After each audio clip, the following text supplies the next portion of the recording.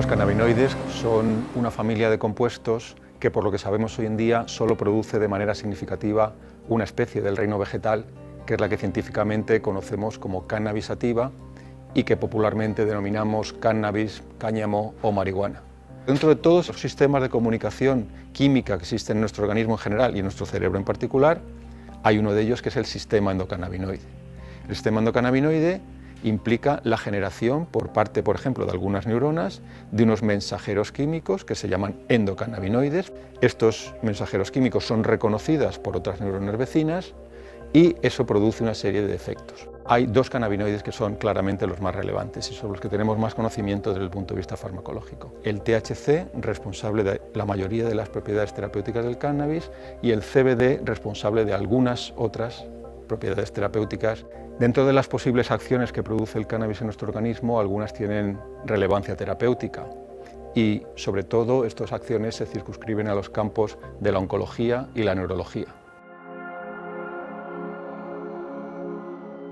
El Banco de Tejidos 100 es el continuador de una actividad de banco de cerebros que se inició en la Facultad de Medicina, en la Universidad Complutense, pues, a mediados de los años 90.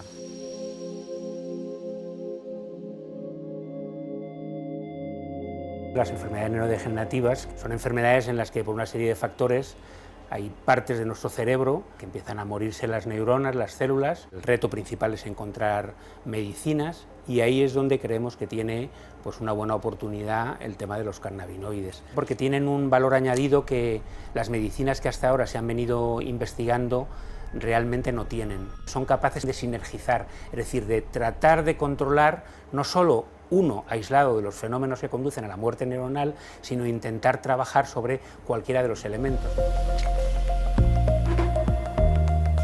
Ahora mismo se está investigando prácticamente en todas las enfermedades neurodegenerativas. Podríamos incluir las que denominamos enfermedades episódicas, por ejemplo el ictus, el trauma cerebral o, por ejemplo, la lesión medular, pero sobre todo la investigación con cannabinoides se centra en las enfermedades progresivas, las crónicas. La enfermedad de Alzheimer ya se está llegando prácticamente al ensayo clínico. En la enfermedad de Parkinson se trabaja en varias líneas y una de las enfermedades donde ahora mismo más se está investigando es la esclerosis lateral amiotrófica. El sistema endocannabinoide es muy importante para todo lo que es el tono muscular, sobre cómo movemos los músculos. Los pacientes con esclerosis múltiple tienen una alteración del sistema endocannabinoide, tienen mucha más rigidez y tienen poca relajación, y a la larga esto hace que se provoque que tengan contracturas.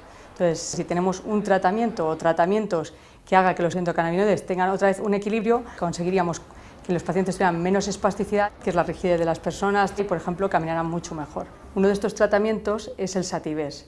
El Sativex es un compuesto cannabinoide, que es un spray oromucosal que se dan los pacientes en la boca, y este compuesto cannabinoide tiene dos componentes importantes, una parte de THC y una parte de CBD, mientras que muchas veces en la calle los porros, la marihuana, lo que tiene es mucho THC, que es realmente psicoactivo y que es realmente lo peligroso, y poco CBD, que es la sustancia relajante. El ser un spray nos permite que regulemos la cantidad de cannabinoide que está el paciente teniendo. En este tratamiento se aprovechan las ventajas de los cannabinoides, que son ansiolíticos, o sea que baja la ansiedad y que producen relajación, que es una sustancia pura que no da lugar a psicosis. No se ha visto ni que sea adictivo ni que haya un problema de abuso, con lo cual hace que este tratamiento sea muy seguro para los pacientes. Encefalopatía significa daño cerebral. En los niños están las encefalopatías que se producen por falta de riego, lo que se llama isquemia, o las encefalopatías secundarias a enfermedades que casi siempre llevan consigo asociada epilepsia, que se llaman encefalopatías epileptiformes. El estudio sobre el sistema cannabinoide y las enfermedades neurológicas está copado de forma abrumadora por las enfermedades neurodegenerativas del adulto, porque de hecho grupos que trabajemos en encefalopatías infantiles, y en concreto, como es mi grupo, en encefalopatías neonatales, hay 1 o 2 en el mundo, es decir, es un campo que está por empezar. Pero sí tenemos información de que activando o favoreciendo el sistema cannabinoide podemos tener resultados positivos. En nuestro cerebro tenemos lo que llamamos nichos neurogénicos, zonas que son capaces de generar neuronas nuevas. Esto lo hacemos de forma natural, pero podríamos farmacológicamente estimularlo ante la posibilidad de una enfermedad neurodegenerativa. Sabemos que los cannabinoides, al menos in vitro, al menos en modelos celulares, al menos incluso en modelos muy básicos experimentales en animal de laboratorio, son capaces de hacerlo. La historia del aceite de Charlotte es muy interesante. Hubo una serie de experimentos que habían demostrado que el cannabidiol tenía efecto anticonvulsivante. Entonces los padres de Charlotte, una niña con una encefalopatía epileptiforme muy grave, encargaron que se consiguiera una variante de cannabis que solamente tuviera cannabidiol, para evitar los efectos psicoactivos que tiene el THC y potenciar o intentar utilizar los efectos terapéuticos del cannabidiol. Los padres consiguieron un extracto haciendo un aceite que era prácticamente cannabidiol puro y se lo empezaron a dar a Charlotte. En ese momento Charlotte era una niña que convulsionaba muchas veces al día, que no podía moverse, que no se relacionaba, que no hablaba, prácticamente no contactaba. Empezaron a darle el aceite, además del tratamiento que ya tenía, y en unas semanas Charlotte empezó a hablar, empezó a andar, empezó a convulsionar alguna vez a la semana, en vez de varias veces al día. Y cuando los padres dieron publicidad a estos resultados, pues fue como una especie de locura colectiva, porque estaba ofreciendo una esperanza a muchos padres de niños que tenían un cuadro que hasta entonces era completamente desesperado.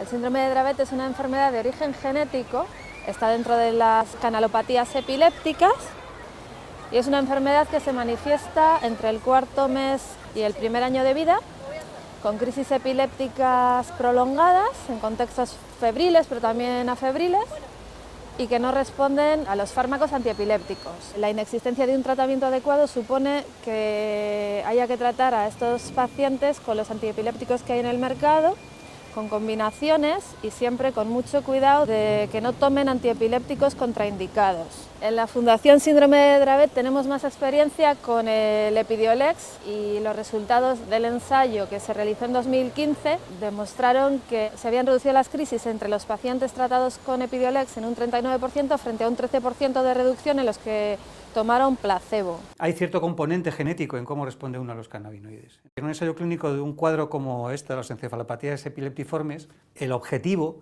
es que más de la mitad de los pacientes reduzcan en más de la mitad la frecuencia de sus convulsiones. Y eso es lo que sí que ha demostrado el Epidiolex dentro del estudio completo. El Epidiolex es un medicamento en el que sabemos exactamente cuánto cannabidiol hay por cada mililitro y por tanto tengamos un absoluto control sobre cuánto estamos dando y por tanto cuánto va a recibir el niño. El inconveniente, el precio. Es evidente que cuando el Epidiolex salga al mercado, porque ya nos ha pasado con los Sativex, el precio será muy superior al que uno puede tener con una planta.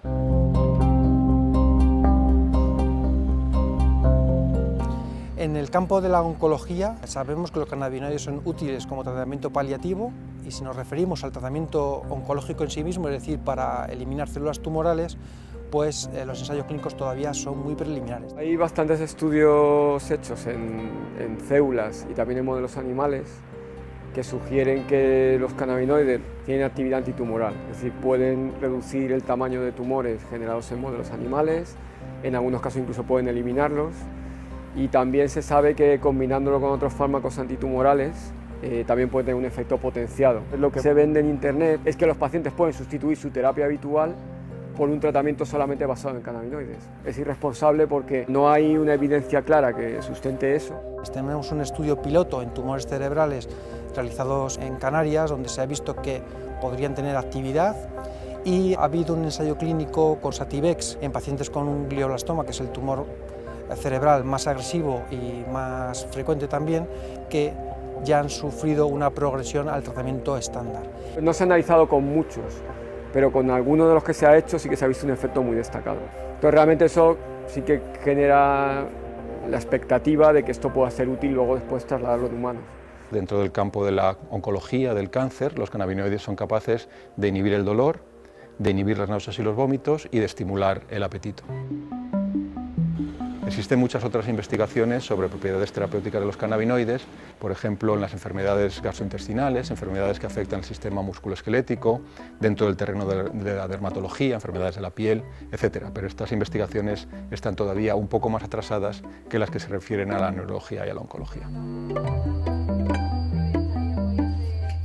Las enfermedades inflamatorias intestinales se caracterizan en una inflamación del colon o del intestino delgado Y hay muchas variedades de enfermedades. Las más conocidas serían la colitis ulcerosa y la enfermedad de Crohn. Son enfermedades que se generan inflamación en la mucosa intestinal y por esta inflamación se pueden dar sangrados, se va muchas veces al baño con sensación de evacuar y genera unos trastornos bastante grandes, sobre todo metabólicos, a nivel de pérdida de peso al paciente. Para estas enfermedades normalmente lo que se utiliza son antiinflamatorios locales y entonces, como es la inflamación la que genera todos los demás síntomas, en principio ayuda. Realmente los cannabinoides diríamos que van a los síntomas. El THC sería muy bueno para paliar un poco el dolor. Tanto el CBD como el THC pueden reducir la inflamación y finalmente el THC actuaría para el tránsito intestinal. Por tanto, una combinación de CBD y THC podría ser interesante para esta enfermedad. Los pacientes ahora mismo están utilizando muchísimos tipos de preparaciones diferentes. La mayoría de ellos utilizan aceites que se pueden utilizar para hacer, por ejemplo, comestibles, pasteles, tartas, también vaporizan hierba, utilizan también preparaciones tópicas, ungüentos, hay una variedad enorme. El sistema endocannabinoide está repartido a lo largo de todo el sistema de transmisión de información dolorosa, tanto en la periferia como en el cerebro. Dependiendo de dónde actúe, ese efecto va a ser un poco diferente. Una cosa es regular la información que sale del dedo y que va a llegar hasta la médula espinal y de ahí al cerebro, y otra cosa es actuar directamente sobre el cerebro, que determina cómo percibes el dolor que se genera en el dedo. La mejor vía de administración depende de lo rápido que llegan los productos activos del cannabis a los tejidos y depende también del tiempo que aguanta el cannabis en el organismo. Considerando esas dos cosas, tenemos que pensar en qué es lo que está buscando el paciente. Si está buscando, por ejemplo, un alivio inmediato porque tiene un pico de dolor, en ese caso la vía vaporizada es la mejor.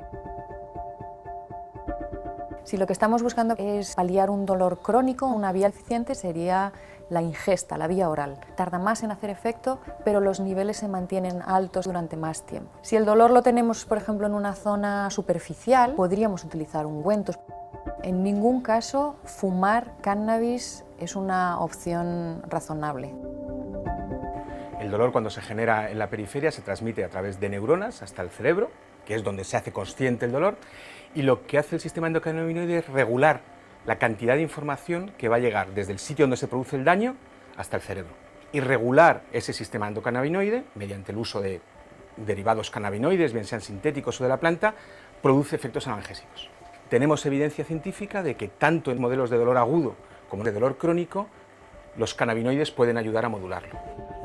Los cannabinoides en las unidades de dolor se están usando poco porque las alternativas que tenemos actualmente son escasas. Tenemos básicamente un medicamento que además tampoco ha demostrado especialmente su eficacia. Algunos pacientes expresamente quieren utilizar cannabinoides porque han oído, porque han visto y están interesados en utilizar sustancias no farmacológicas, sino conseguidas por otras vías. Cuando empecé a probar estos aceites con compuestos cannabinoides, también hice un seguimiento de qué me pasaba a mí. Durante un año, haciendo un análisis de todo lo que tomaba y la situación, sobre todo objetiva, vi que llegué a coger 10 kilos, que iba muchísimo menos veces al baño, tenía una mejora en la calidad de vida, pero luego había muchos planos subjetivos que la gente que padece colitis o Crohn lo sabe, y es las sensaciones de tener que ir todo el rato al baño, y esos también bajaron de una manera subjetiva, claro.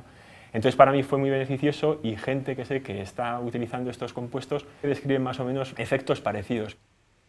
También es importante saber que los cannabinoides no curan esta enfermedad, lo que hacen es paliar los síntomas.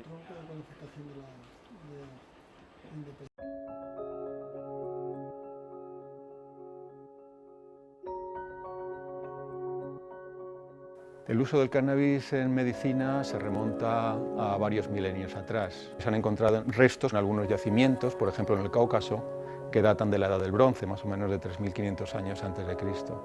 Pero el primer tratado donde realmente se describen las propiedades medicinales del cannabis es el Pensao, un tratado de medicina herbal china que data de 2700 a.C. Estas aplicaciones terapéuticas de los cannabinoides se han mantenido en la farmacopea de civilizaciones, por ejemplo la antigua India, Egipto, Grecia, Roma, y su utilización en medicina occidental tuvo quizá un pico en el siglo XIX y principios del siglo XX. A finales del siglo XX, principios del XXI, se describe un sistema endocannabinoide que está en el cerebro, sobre el que actúan los cannabinoides, y ese sistema actúa en la fisiología del organismo. Cuando aparece la enfermedad, ese sistema está alterado. Luego esto lo que nos llevó a poder trabajar sobre la idea de que desde el punto de vista médico sería útil conocer el sistema cannabinoide y cuáles son los efectos de los cannabinoides sobre ese sistema. En el año 1937, en el contexto de lo que se ha venido a llamar la guerra contra las drogas, Estados Unidos impuso restricciones muy fuertes al uso recreativo y medicinal del cannabis, que llevó ya en los años 40 y 50 a su prohibición en muchos otros países de la órbita occidental. Y esto culminó en los años 60 con la inclusión del cannabis y sus componentes activos dentro de la lista más restrictiva de estupefacientes de Naciones Unidas. Esto ha impedido grandemente no solo, está claro, el uso recreativo del cannabis, sino también su uso medicinal. Sin embargo, por fortuna, durante las últimas 2 décadas aproximadamente, gracias al avance científico en el conocimiento sobre el cannabis, ha habido también un renacimiento en el estudio de sus propiedades terapéuticas, lo que ha conducido a la generación de nuevos medicamentos con cannabinoides en su composición y a la implementación de programas de dispensación de cannabis medicinal en distintos países del mundo, especialmente en Estados Unidos, Canadá e Israel.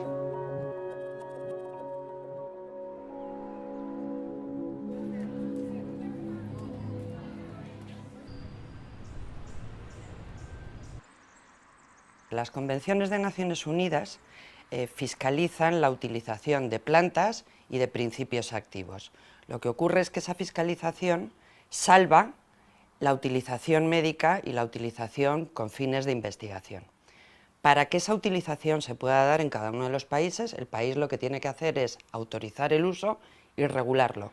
Por lo que se refiere a la posibilidad de utilizar sustancias que tengan principios activos del cannabis, esa posibilidad no debería restringirse solo a la industria farmacéutica. De hecho, en los países donde está regulado y autorizada la utilización de cannabis medicinal, no lo es solo como medicamento, sino como productos sanitarios que se ponen en el mercado por otro procedimiento.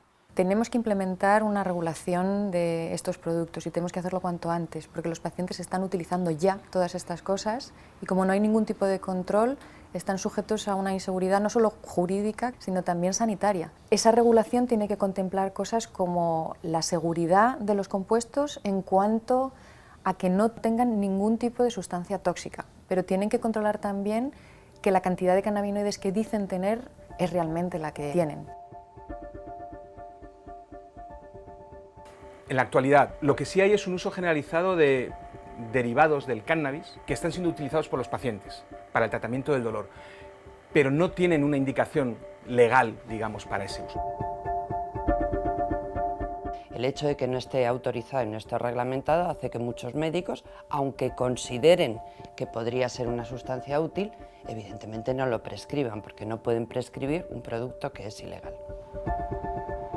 En los distintos estados de Estados Unidos, donde está reglamentado el uso del cannabis medicinal, o en Chile, o en Alemania, o en Uruguay, básicamente todos consisten en que hay una autorización para utilización, se dan una serie de licencias para producir, para distribuir, y con eso se garantiza que el producto final que llega al paciente tiene todas las garantías sanitarias.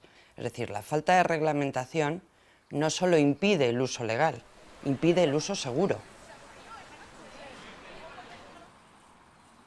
Cuando hablas de cannabinoides, siempre vas a estar pensando en drogas, vas a estar pensando en efectos secundarios, en efectos psicoactivos, y eso hace que mucha gente se aproxime con ciertas reticencias. Lo que intentamos es separar claramente ese uso lúdico de un uso terapéutico, es decir, su efecto como fármaco analgésico útil para el tratamiento de algunos tipos de dolor. El cannabis medicinal abarca un amplio abanico de sustancias y entonces habría que tener especial precaución con los agonistas CB1, es decir, los que pueden tener mayor riesgo de efectos psicoactivos. La mayoría de los consumidores de cannabis no presentan los mismos problemas. Tiene que haber ciertos factores individuales que favorezcan que ciertos sujetos tengan mayor riesgo de desarrollar esos problemas. ¿Cuáles son? En general no se sabe. Posiblemente son factores genéticos que son desconocidos. Hay cierta vulnerabilidad individual que no se puede conocer a priori. El objetivo es disminuir los efectos secundarios. Los efectos secundarios de los cannabinoides fundamentalmente tienen que ver con la conciencia, es decir, son medicamentos que generan somnolencia, generan alteraciones, dificultades para concentrarse, dificultades para hacer tareas complejas. A largo plazo sí que se han relacionado con cuadros de alteraciones psíquicas, de esquizofrenia fundamentalmente, pero esto ha sido casi siempre haciéndolo con vías de administración en forma de abuso. Los efectos psicoactivos que puede tener el cannabis no son exclusivos del cannabis. muchos de los fármacos que utilizamos también tienen esos efectos. Todos los fármacos tienen efectos secundarios, pero tienen muchas potencialidades terapéuticas que hay que investigar y que hay que desarrollar. Es muy importante establecer un adecuado perfil de indicaciones terapéuticas de estos productos. Es decir, aquí no estamos planteando la legalización de una droga, sino que lo que estamos planteando es cumplir con las convenciones de Naciones Unidas. Y las convenciones lo que quieren garantizar es la utilización médica de cualquier sustancia que tenga valor terapéutico. Por lo tanto, regular el cannabis medicinal cumple el fin principal de las convenciones.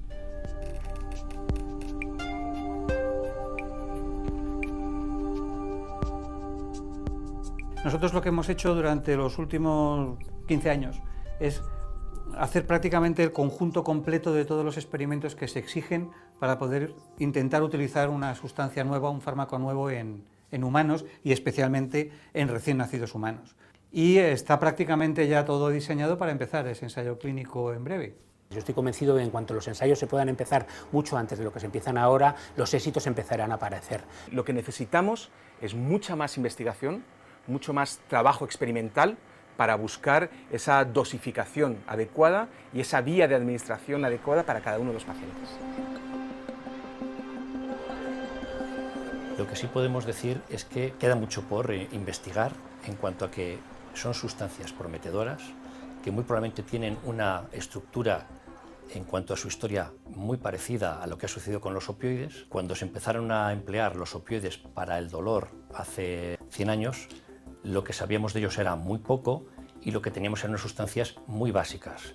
Y actualmente lo que tenemos es una línea de investigación con sustancias muy depuradas que permiten emplearlo de una forma muy específica con mucho beneficio para los pacientes. Y esto creo que podríamos hacerlo también con los cannabinoides, empleando las cosas. Y entonces creo que lo fundamental en esto sería dar facilidades para que esta investigación se pueda hacer. Falta todavía un poquito de ganas por parte de todo el mundo para investigar un poquito más a fondo el tema de la farmacología del cannabis y de los cannabinoides.